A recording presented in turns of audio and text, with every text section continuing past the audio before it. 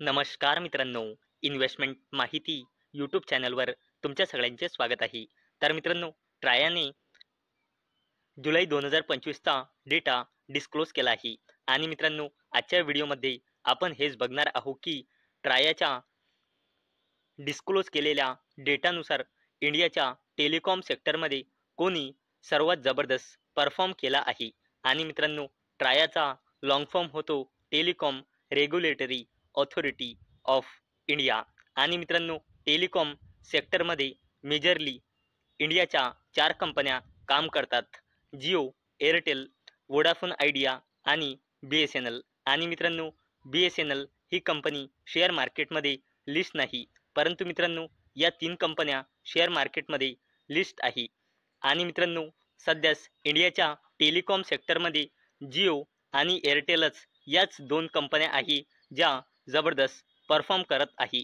तर मित्रांनो, आपण बघणार आहोत जुलै 2025च्या डेटानुसार कोणी सर्वात जबरदस्त बिझनेस केला आहे. तसेच शेवटी आपण जिओ आणि एअरटेलची थोडी बेसिक इन्फॉर्मेशन सुद्धा बघणार आहोत. तर चला व्हिडिओ स्टार्ट करूया. तर मित्रांनो, टोटल वायरलेस सबस्क्रायबरमध्ये जिओ आणि एअरटेलने सर्वात जबरदस्त परफॉर्म केला आहे. तर मित्रांनो, जुलै 2025मध्ये जिओने सर्वात जास्त सबस्क्रायबर्स ॲड केले आहे, 4,82,954 जुलै 2025मध्ये. तसेच त्यानंतर जिओनंतर सर्वात जबरदस्त बिझनेस केला आहे जुलै 2025 नुसार एअरटेलने. आणि या कंपनीने 4,64,437 न्यू युजर्स ॲड केले आहे. आणि मित्रांनो, तुम्ही फरक बघू शकता. या 2 कंपन्यांमध्ये मार्जिनली फरक आहे. आणि मित्रांनो, वोडाफोन आयडियाने 3,59,199 युजर्स लॉस केले आहे. तसेच BSNLने जुलै 2025 या महिन्यामध्ये 1,07,007 युजर लॉस केले आहे. म्हणजे मित्रांनो, सर्वात जबरदस्त बिझनेस केला आहे जुलै 2025 या महिन्यानुसार जिओने, नंतर केला आहे एअरटेलने, आणि वोडाफोन आयडिया आणि BSNLने आपले युजर लॉस केले आहे. आणि मित्रांनो, जर आपण मार्केट शेअर बघितला तर इंडियाच्या टेलिकॉम सेक्टरमध्ये जुलै 2025 नुसार रिलायन्स जिओचा मार्केट शेअर आहे 41.04%. आणि या कंपनीचा मोबाईल युजर्स आहे 47.75 कोटी. तसेच मित्रांनो, एअरटेलचा मार्केट शेअर आहे इंडियाच्या टेलिकॉम सेक्टरमध्ये 33.65%. आणि या कंपनीचे मोबाईल युजर्स आहे 39.1 कोटी. म्हणजे मित्रांनो, रिलायन्स जिओ आणि एअरटेलने या 2 कंपन्यांनीच इंडियाच्या टेलिकॉम सेक्टरमध्ये जवळपास 75%चा मार्केट शेअर 2 कंपन्यांनीच ग्रॅब करून ठेवला आहे. तसेच मित्रांनो, इंडियाच्या टेलिकॉम सेक्टरमध्ये वोडाफोन आयडियाचा मार्केट शेअर आहे 17.52%चा. आणि या कंपनीचे मोबाईल युजर्स आहे 20.3 कोटी. तसेच मित्रांनो, BSNLचा इंडियाच्या टेलिकॉम सेक्टरमध्ये मार्केट शेअर आहे 7.77%. आणि या कंपनीचे मोबाईल युजर्स आहे 9.3 कोटी युजर. तर मित्रांनो, ट्रायाच्या जुलै 2025च्या डेटावरून आपल्याला एक गोष्ट लक्षात आली आहे की जुलै 2025 नुसार सर्वात जबरदस्त बिझनेस केला आहे जिओने, नंतर केला आहे एअरटेलने. म्हणजे मित्रांनो, जिओ आणि एअरटेलने परत एकदा जबरदस्त बिझनेस केला आहे. तर चला आता आपण एअरटेल आणि जिओची थोडी बेसिक इन्फॉर्मेशन जाणून घेऊया. मित्रांनो, जिओ स्टॉक मार्केटमध्ये लिस्ट नाही, परंतु मित्रांनो, तो रिलायन्स इंडस्ट्रीज लिमिटेडच्या अंडर काम करतो. म्हणून मित्रांनो, आपल्याला रिलायन्स इंडस्ट्रीज लिमिटेडलाच स्टडी करावे लागेल. आणि मित्रांनो, रिलायन्स इंडस्ट्रीज लिमिटेडच्या चेअरमॅन आणि मॅनेजिंग डायरेक्टरने रिलायन्स इंडस्ट्रीज लिमिटेडच्या AGMमध्ये सांगितले की जिओचा IPO आपल्याला कॅलेंडर इयर 2026च्या फर्स्ट हाफमध्ये पाहायला मिळू शकतो. म्हणजे जिओचा IPO आपल्याला लवकरच पाहायला मिळू शकतो. आणि मित्रांनो, सध्याच्या कंडिशनमध्ये आपल्याला जिओमुळे रिलायन्स इंडस्ट्रीज लिमिटेडलाच स्टडी करावे लागेल. तर मित्रांनो, अवेलेबल डेटानुसार या कंपनीमध्ये प्रमोटर्सची होल्डिंग आहे 50.07%, FISची होल्डिंग आहे 19.21%, DISची होल्डिंग आहे 19.72% आणि या कंपनीमध्ये पब्लिकची होल्डिंग आहे 10.84%. मित्रांनो, रिलायन्स इंडस्ट्रीज लिमिटेडच्या प्रमोटर्सने आपला एकही शेअर प्लेज म्हणजे गिरवी म्हणजे गहाण ठेवलेला नाही. म्हणूनच येथे प्रमोटर प्लेजिंग पर्सेंटेज बिलकुल 0 आहे. आणि मित्रांनो, जर आपण रिलायन्स इंडस्ट्रीज लिमिटेड या कंपनीचा फायनान्शियल इयर 2026च्या क्वार्टर 1चे कन्सॉलिडेटेड नंबर बघितले तर या कंपनीची सेल्स इयर ऑन इयर बेसिसवर वाढली आहे, तसेच क्वार्टर ऑन क्वार्टर बेसिसवर कमी झाली आहे.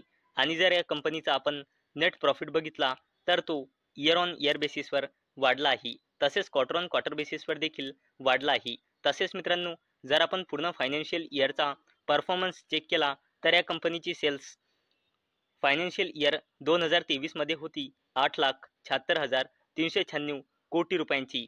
फायनान्शियल इयर 2024मध्ये होती 8,99,041 कोटी रुपयांची आणि फायनान्शियल इयर 2025मध्ये या कंपनीची सेल्स होती 9,62,820 कोटी रुपये. आणि जर नेट प्रॉफिट बघितला तर या कंपनीचा नेट प्रॉफिट फायनान्शियल इयर 2023मध्ये होता 74,088 कोटी रुपये, फायनान्शियल इयर 2024मध्ये होता 79,020 कोटी रुपये आणि फायनान्शियल इयर 2025मध्ये होता 81,000 कोटी रुपयांपेक्षाही जास्तीचा.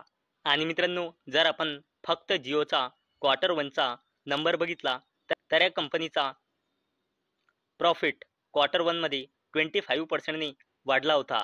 तर मित्रांनो, या कंपनीचा नेट प्रॉफिट क्वार्टर 1मध्ये आला होता 7,110 कोटी रुपये, जो एका वर्षाआधी होता 5,698 कोटी रुपये. तसेच मित्रांनो, जिओचा रेव्हेन्यू क्वार्टर 1मध्ये आला होता 35,032 कोटी रुपये, जो एका वर्षाआधी होता 29,449 कोटी रुपये. म्हणजे मित्रांनो, जिओचा रेव्हेन्यू क्वार्टर 1मध्ये 19%ने वाढला होता. चला मित्रांनो, आता आपण भारती एअरटेल लिमिटेड या कंपनीची देखील थोडी बेसिक इन्फॉर्मेशन जाणून घेऊया. तर मित्रांनो, अवेलेबल डेटानुसार कंपनीमध्ये प्रमोटर्सची होल्डिंग आहे 51.26%, FISची होल्डिंग आहे 26.72%, DISची होल्डिंग आहे 19.09% आणि या कंपनीमध्ये पब्लिकची होल्डिंग आहे 2.74%. मित्रांनो, अवेलेबल डेटानुसार भारती एअरटेल लिमिटेडमध्ये प्रमोटर्सची होल्डिंग आहे 51.25% आणि येथे प्रमोटर प्लेजिंग पर्सेंटेज बिलकुल 0 आहे. चला मित्रांनो, आता आपण भारती एअरटेल लिमिटेड या कंपनीचा फायनान्शियल इयर 2026च्या क्वार्टर 1चे कन्सॉलिडेटेड नंबर बघूया. तर मित्रांनो, या कंपनीची सेल्स इयर ऑन इयर बेसिसवर वाढली आहे, तसेच क्वार्टर ऑन क्वार्टर बेसिसवर देखील या कंपनीची सेल्स वाढली आहे. आणि जर आपण या कंपनीचा नेट प्रॉफिट बघितला तर तो इयर ऑन इयर बेसिसवर जबरदस्तपणे वाढला आहे आणि क्वार्टर ऑन क्वार्टर बेसिसवर या कंपनीचा नेट प्रॉफिट कमी झाला आहे.